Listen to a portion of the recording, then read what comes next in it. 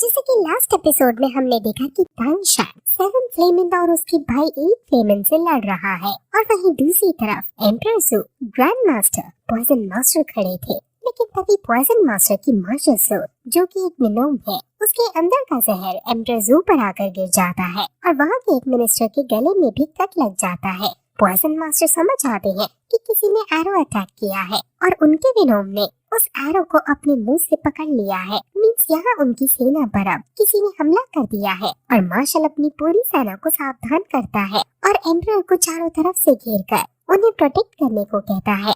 बहुत सारे सैनिक एम्परर ज़ू के चारों तरफ आ जाते हैं और ग्रैंड मास्टर समझ जाते हैं कि ये शेपलेस एरो है और इसे सिर्फ फ्लेमिंग ने छोड़ा है।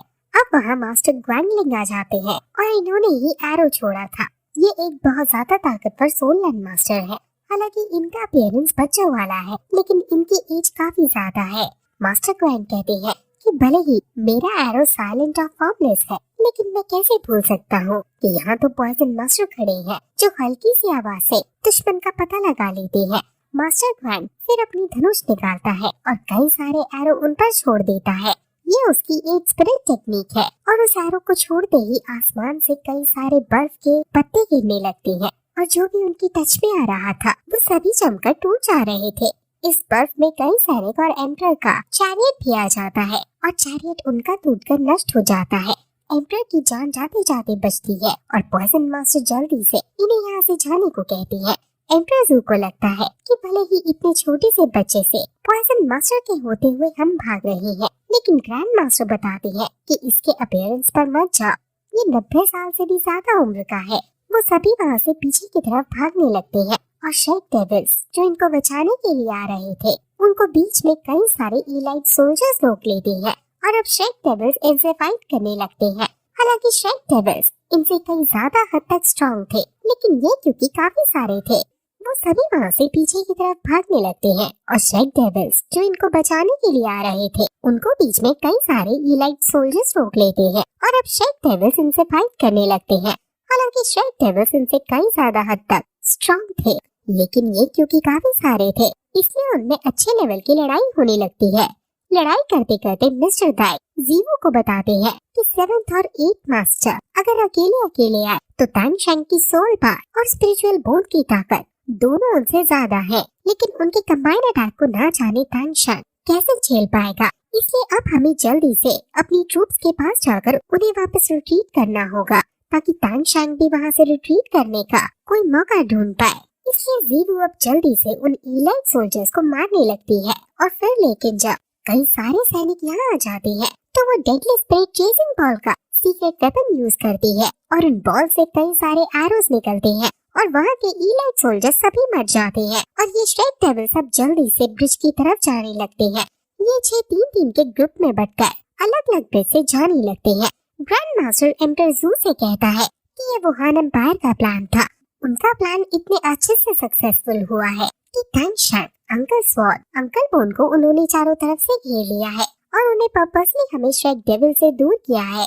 इसलिए सबसे पहले हमें आपकी सुरक्षा को देखना होगा और फिर वो सभी एम्परर को घेरकर वापस कैंप में जाने लगते हैं। लेकिन तभी उनके ऊपर फिर से मास्टर ग्वांग हमला कर देता है और मार्शल फिर जल्दी से अपनी एक स्पिरिट टेक्निक रैफल गेज का हमला करते हैं और अपने शक्तिशाली ड्रैगन को बाहर निकालते हैं। लेकिन मास्टर ग्वांग बड़ी आसानी से अपने बर्फ से उनके ड्रैगन को जमा देते हैं और फिर आगे बढ़कर एम्परर पर निशाना साधने लगते हैं। लेकिन तभी पॉइजन मास्टर अपनी शक्ति से उस पर अटैक करता है और उसे कहता है कि आप मुझसे फाइट करो। वहीं तानशान समझ जाता है कि हमारी सेना रिट्रीट करने में असफल हुई है और एम्परर भी अब पीछे नहीं बढ़ पा रही है।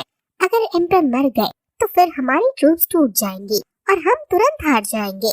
वहीं तानशान पूरी हिम्मत और कोशिश के साथ दोनों को संभाल रहा है और उनकी लड़ाई बहुत ज्यादा घातक रूप ले रही है क्योंकि ये दोनों सोल मास्टर्स तानशान की खून के प्यासे हैं और वो फिर से एक बार और तानशान पर हमला करते हैं।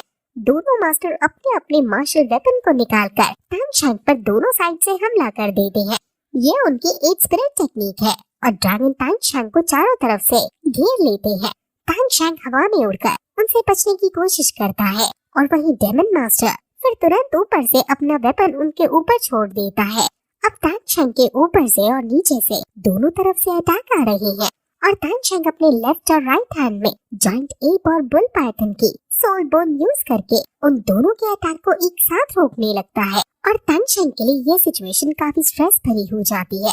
तीनों लोग अपनी पूरी ताकत लगा रहे हैं और तानसेन की सोल पार पूरी तरह से डिप्लीट होने ही वाली है और तानसेन अब ज्यादा इसे सही नहीं कर सकता है। लेकिन तभी दामिंग और आमिंग की सोल उसमें से निकलती है और तानसेन भी जोश में आकर उन लोगों के लिए जिसने उसके लिए बियॉन्ड द एम्पायर के लिए अपनी जान दे दी है उनको सोचकर फिर से एक बार और कोशिश करता है और आमिंग और दामिंग उनके हथियारों को पकड़कर फाइनली फेंक देता है।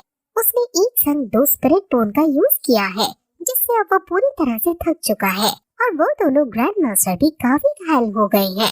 अब तानसेन फिर कहता है कि तुम मुझे और ज्यादा हर्ट नहीं कर सकते हो और ये कहकर वो अपने वो सीक्रेट वेपन जो उसने बनाए थे वो निकालता है। वो उसे इसे चलाने से रोकने लगती है लेकिन तभी तानसेन इसे यूज कर देता है। ये स्टॉर्मस्पीयर ब्लॉसम नीडल है और ये सबसे ज्यादा पावरफुल सीक्रेट वेपन है। ये कई सारे तीर उन पर छोड़ने लगता है और सीनियर लूगो खुद इसके अंदर से निकलकर उन पर हमला कर रही है। ऐसा उन्हें प्रतीत होता है और ये दोनों उनके एरो से छली छली हो जाते हैं और दूर जाकर अधमरे हो जाते हैं। ये एरो से हवा में जाकर डिसइंटीग्रेट हो जाते हैं और शेक डेविल्स इस ऑरा से समझ जाते हैं कि तानसेन ने क्वान सुन और डेविल मास्टर को घायल कर दिया है।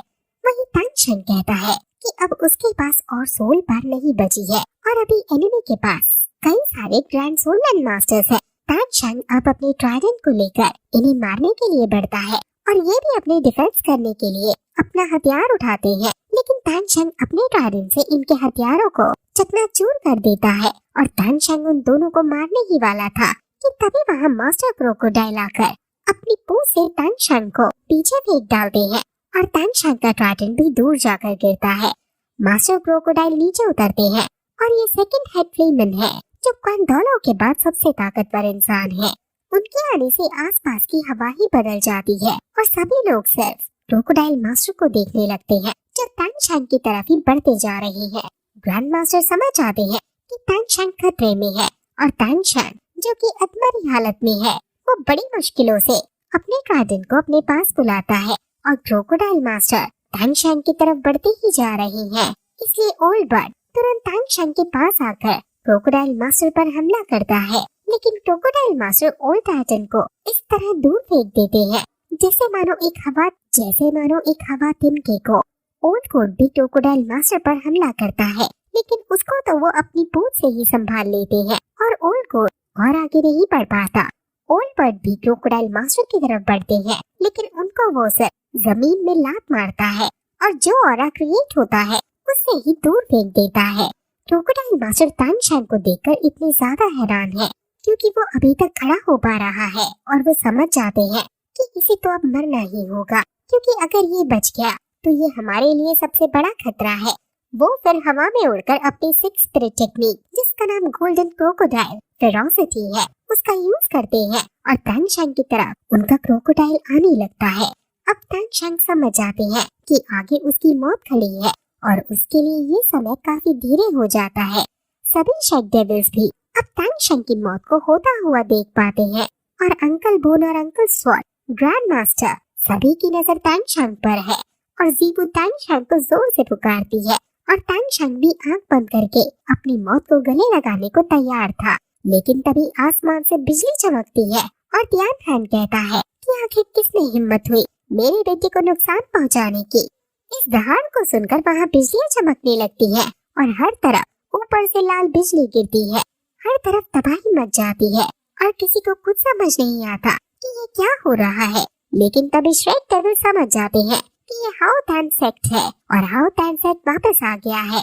स्कूल ऑफ 4 एलिमेंट्स भी ये देखकर हैरान है कि क्या जिसके बारे में हम किताबों में पढ़ते हैं क्या ये वही हाउ टैन सेक्ट है। वही कई सारे हैमर ऊपर से गिरने लगते हैं और दुश्मन को बेरहमी से मारने लगते हैं और बीबी तंग समझ जाती है कि ये वही पर्सन है। ओल्ड कोड भी कहते हैं कि हाउ टैन सेक्ट माउंटेन से नीचे उतरकर फाइनली आ ही गए हैं। वहाँ हाउ टैन सेक्ट के सभी ताकतवर एल्डर मौजूद हैं और ओल्ड कोड ओल्ड टाइटन सब इन्हें देखकर काफी खुश है क्योंकि काफी समय पहले इनके असली मास्टर यही लोग थे। हम फिर तियानहो को देखते हैं जिसके अंदर से काफी ज्यादा ऑरा निकल रहा था और उसकी एंट्री सच में गूज़बम्प्स देने वाली है। टैनशैंग भी अपने फादर को देखकर खुश है और एक उसका कजन टैनशैंग को संभालता है। हाउ तेहन काफी गुस्से में क्रोकोडाइल मास्टर से कहते हैं कि तुम मेरे बेटे को नुकसान पहुंचाना चाहते थे। वो अपने हमर को फिर जमीन में पटकते हैं और अब उनकी गुस्से का शिकार क्रोकोडाइल मास्टर होने वाले हैं और अब यही एपिसोड खत्म हो जाता है।